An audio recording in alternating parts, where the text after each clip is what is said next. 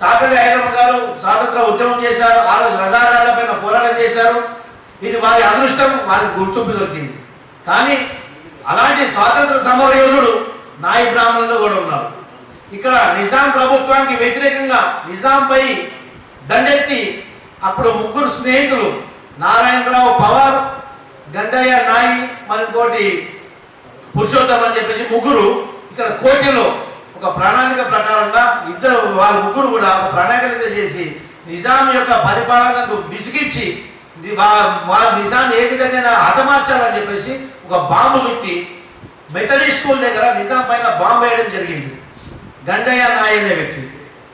అప్పుడు ఆ కాసిం రస్మి దుర్మార్గులు అరెస్ట్ చేసి వాళ్ళ ముగ్గురు జైలు పంపించారు. జైల్లో వాళ్ళకు మలమూత్రాలు తాగించారు. అంతటి శిక్షణ అనుభవించినటువంటి వాళ్ళు తర్వాత స్వాతంత్రం వచ్చిన తర్వాత వాళ్ళని బయటకు తీసుకొచ్చిన తర్వాత బయటకు వదిలేశారు. సర్దార్ వల్లభాయ్ పటేల్ వచ్చిన తర్వాత వాళ్ళు రిలీజ్ చేశారు.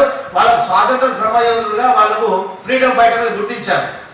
ఇది చాలా మంచి పని. కానీ ఇందులో దుర్మార్గం చూడండి, ఒక గండయ్య నాయి అనే నాయి బ్రాహ్మణ కులానికి చెందినటువంటి వ్యక్తి రాయల్ హెయిర్ కటింగ్ సెలూన్ అని చెప్పేసి సుల్తాన్ బాయ్లో అప్పటికైనా కటింగ్ షాప్ చేస్తుంటే ఆ కటింగ్ షాప్లోనైనా ఆ బాంబు చుట్టి తీసుకుపోయి నిజాం మీద వేసింది.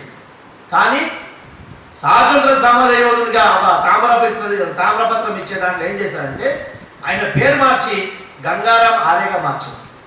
ఇది ఎంత వివక్ష చూడండి.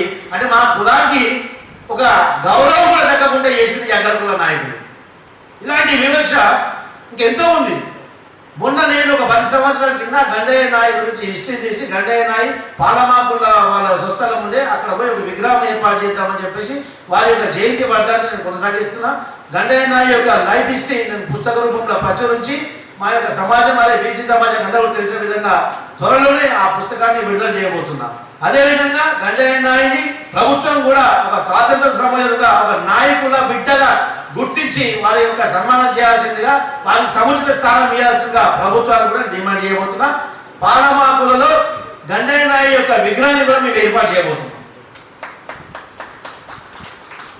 అదేవిధంగా ఇప్పుడు కార్యాచరణ రానున్న జిహెచ్ఎంసీ ఎలక్షన్స్లో ఈ యొక్క బహుజన రాజ్యాధికార పార్టీ తరఫున ఎంతమంది అయితే బీసీ బిడ్డలు కానివ్వండి ఎవరైనా కానీ అంటే నేను రాజకీయ నాయకుడిగా ఎదగాలి, నేను సమాజానికి ఏం చేయాలని చెప్పేసి ఒక మనసులో ఒక ఫైర్ వర్క్ అది ఉండవు.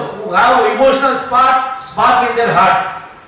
They are all mostly welcome to contest on the dais of Bahujana Rajyadhikara party. అదేవిధంగా జిహెచ్ఎంసీలో మొదటిగా మనం పోటీ చేద్దాం. ఆ తర్వాత మెల్లమెల్లగా మనం బలం పుంజుకుంటాం. ఆ తర్వాత బీసీలు రాజ్యాధికారం సాధించే దిశగా మనం అన్ని విధాలా మనం ప్రయత్నిస్తాం. ఖచ్చితంగా విజయం సాధిస్తామని చెప్పేసి మనం ఈ సందర్భంగా అందరిని మనం చేస్తూ నాకు ఒక అవకాశం ఇచ్చినటువంటి పెద్దలందరికీ కూడా సీనన్న గారికి అందరూ కూడా పేరు పేరున కృతజ్ఞతలు, ధన్యవాదాలు.